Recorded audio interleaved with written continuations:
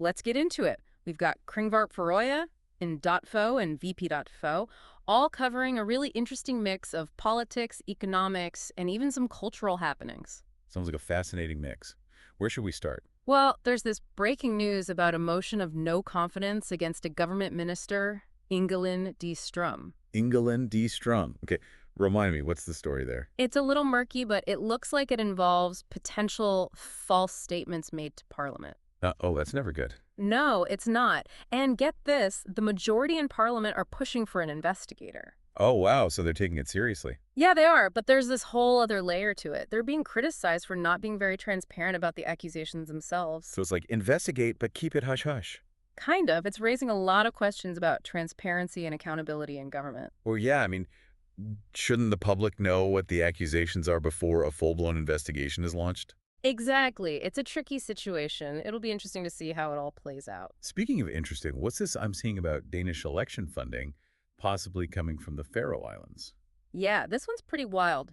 There's a new law being proposed that would allow Faroe's parties to receive money from, get this, Danish taxpayers. So Danish taxpayer money will be going to support Faroe's political parties. Exactly. There are some people who see it as a way to strengthen political engagement and ties between the Faroe Islands and Denmark. That makes sense. But on the other hand, others are worried about conflicts of interest. I can see that. It's kind of a sensitive issue, right? I mean, Yeah. you want to support political participation, but at the same time, you don't want to create any sort of dependence or undue influence. Totally. It raises a lot of questions about the relationship between Denmark and the Faroe Islands and where the lines are drawn. Yeah. Lots to think about there. Before we leave politics completely, let's zoom out a bit and look at what else is making headlines, both in the Nordic region and globally. Okay, let's do it. So Moldova just had a referendum on EU membership, which is kind of a big deal for Eastern Europe's power dynamics. And Moldova is not that far from the Nordic region, so that definitely has implications. For sure. Also making waves is Putin's crackdown on a crypto queen who's accused of funding the Ukrainian army. A crypto queen. Now that sounds like a story for another time. Oh, yeah, we could do a whole deep dive on that one. And lastly, things are escalating in the Middle East after the assassination of a potential Hezbollah leader. It is. Okay, let's switch gears a bit now. What's happening in the Faroes economy these days? Any big news? There is. The Faroes company SMS is being sold, and get this, it's being sold to an Icelandic conglomerate. SMS. Now that you mention it, I think I've seen those stores around. What do they sell? They actually operate in a lot of sectors, retail, food production, and even fishing. Oh, wow. So Yep. this sale's kind of a big deal then. Yeah, it is. I mean, the buyer is a publicly traded company, and this deal could have a big impact on the Faroes economy. Okay, so break it down for me. What kind of impact are we talking about? Good, bad, or a bit of both? Well, it's kind of a mixed bag. On one hand, you've got potential job creation, investment, and even some growth. Sound positive. But there are also concerns about potential job losses. Oh, okay. I see where you're going with this. Right, and then there are concerns about reduced competition in certain sectors and potentially rising consumer prices. It's like a double-edged sword, right? Yeah, You want to see the economy thrive, but you also want to make sure it's beneficial for everyone. exactly. It'll be interesting to see how it all plays out. What stands out to you about this whole deal? You know, what really gets me thinking is the human side of it all. What do you mean? Well, I mean, what's going to happen to the people who work for SMS? What about the local suppliers? And what about the average person shopping in those stores? Those are the stories I find most compelling. Speaking of human impact, did you catch the news about Hans Eilerhammer's new book release and public discussion? Wait, are you talking about the one where he's going to address that alleged inappropriate text message he sent to his daughter? Yeah, that's the one. It's got to be generating some buzz, right? I mean, it's a pretty personal topic to discuss so publicly. It definitely is. It's kind of a bold move, isn't it, to put something so personal and potentially controversial out there like that? It is. I wonder what prompted him to do it. Maybe he's trying to take control of the narrative or something. Maybe. It could also be a way to start a conversation about family dynamics and boundaries in this digital age. Yeah. That's a good point. It's definitely a discussion worth having. And speaking of books, have you heard about these two classic Narnia books being re-released in Faroes? Oh, yeah. The Magician's Nephew and The Lion, the Witch, and the Wardrobe. I loved those as a kid. Me too. True. All right, so we've had political intrigue, some economic developments, and now some book talk.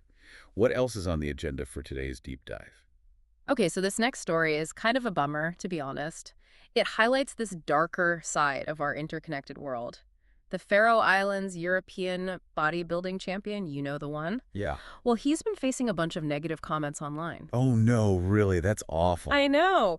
What makes it even more surprising is that a lot of these negative comments are coming from other people in the Faroes bodybuilding community. Seriously, that's just messed up. I mean, it's one thing to deal with random internet trolls, but to have negativity coming from your own peers, that's gotta sting. Right. I mean, you would think they would be supportive and celebrate his success, but it seems like there's a lot of jealousy and rivalry at play. That's so sad. It's Yeah. like they can't handle seeing someone else succeed without feeling threatened or insecure themselves. Yeah, it's kind of a classic case of what they call crab mentality. It makes you wonder what drives people to tear others down instead of building each other up. I don't know, it's definitely a complex issue, but it highlights the importance of creating a more positive and supportive online environment, especially within smaller communities like the Faroe Islands, where the impact can be felt even more strongly. Absolutely. Okay, before we move on, there was one more bit of news I wanted to touch on. It seems like there's been an update on that England D. Strum case. Oh, right, the government minister with the no confidence motion hanging over her head. What's happened? Well, a new document has come out that suggests the Speaker of Parliament is actually recommending a special investigator be brought in. Wow, things are escalating. Can you remind me what a special investigator is and why it's a big deal in this case? So basically, a special investigator is like an independent person, usually someone with a legal background, who is brought in to investigate allegations of wrongdoing, especially within the government. Oh, I see. So they'll be the ones digging into whether England D. Strum actually made those false statements or not? Exactly. They'll have the power to gather evidence, talk to witnesses, and then ultimately present their findings, all in a report. Sounds pretty intense. It is. But it's all about, maintaining that public trust and holding those in power accountable. I can see that. It's definitely a step towards more transparency. But you did mention that there was some pushback against this whole idea, right? Yeah, there are some people, especially those in the opposition, who are arguing that it's just too early for a special investigator, especially since the specifics of the accusations still haven't been made public. That's a fair point. I mean, it does seem kind of strange to call in the investigators before you even know the full scope of what you're investigating. Right. It's like, what exactly are they supposed to be investigating if the details are still so unclear? Exactly. It's going to be interesting to see how this all unfolds. Now, remember that whole debate about potential Danish election funding for Faroe's parties? Oh, yeah, the one where everyone was trying to weigh the benefits of financial support against the risk of interference. Yeah, that's the one. What's the latest on that? Well, the debate is definitely heating up because a crucial vote in Parliament is coming up soon. Oh, wow. So it's crunch time. Pretty much. The supporters of the idea are really emphasizing that it would create a much more level playing field because, Danish parties already receive state funding. That's true. So by extending that to Faroese parties, they argue it would just create a fairer system. Okay, that makes sense. So what are the main arguments against it? Well, a lot of the opponents are worried about, the risk of too much influence from Danish parties. I can see their point. Yeah, the concern is that this funding could end up giving Danish politicians a bit too much leverage over their Faroese counterparts. And that could potentially jeopardize Faroe's autonomy. Exactly. It's a real balancing act. You have the potential benefits of this financial support, but then there are also the potential risks to Faroe's independence. It's a tough call. Right. So what are your thoughts on all of this? Honestly, it's so complex that I'm not sure I have a clear answer. There are valid points on both sides. Ultimately, I think it's up to the Faroese people to decide what kind of relationship they want with Denmark, both politically and financially. You're right. It's their decision to make. Speaking of decisions, I'm still thinking about that Hans Eiler Hammer book discussion, the one where he's going to be talking about that controversial text message. Oh, yeah. It's a pretty unusual move, isn't it? To address something so personal in such a public way. I still wonder what his motivation is. Me too. It's brave, for sure, but also maybe a little risky. It is. It could be a way for him to kind of reclaim the narrative, address the issue head on, and maybe even find some kind of resolution. Yeah, maybe. Or maybe he sees it as an opportunity to spark a bigger conversation about family relationships in the digital age. That's a good point. Speaking of books, did you see that Salman Rushdie's book, Victory City, is being released in Faroes? No way. Yeah. Really? That's I amazing. know, right? I hadn't heard about the translation either, but it's such fantastic news. It is. It really speaks to the Faroes, literary scene, embracing these global voices and perspectives. Totally. It's so cool. I'm really curious to see how his writing style translates into Faroes. Me too. His work often tackles those big, complex themes like freedom of expression, identity, and the power of storytelling. So it'll be interesting to see how those themes resonate within the Pharaoh's context. Absolutely. It's a good reminder that literature can really transcend borders and connect us through these shared human experiences. It's powerful stuff. Speaking of connections, remember that story about the Pharaoh's bodybuilding champion who's been facing all that negativity online? Yeah, the one where a lot of the negativity was coming from within the Faroes bodybuilding community. Yeah, that one. What was even more shocking to me is that it's not just online negativity. It goes even deeper than that. Oh, really? What do you mean? Well, it seems like it's not just random internet trolls. It's actually coming from some of his peers, other people in the Fur's bodybuilding community. Oh, wow, that's rough. I mean, it's one thing to deal with random people online, but to have that kind of negativity coming from your own community, that's got to be tough. Yeah, you'd think they would be more supportive, especially since he's achieved so much. Exactly. It's like they're threatened by his success instead of being happy for him. It's a classic example of that crab mentality, where people try to pull others down instead of celebrating their achievements. It's sad, really. It makes you wonder about the pressures to succeed, especially in smaller, close-knit communities like the Faroe Islands. Yeah, it's almost like this dark side of ambition where instead of being happy for each other's wins, people feel the need to tear each other down. It's a shame. What I find interesting in this case is that the bodybuilding champion has actually chosen to address the negativity head on. He's talking openly about how it's impacting him. That's brave of him. I mean, he could have just ignored it or tried to brush it off, but instead, he's using his platform to raise awareness about the harmful effects of this kind of online behavior. It's a powerful message.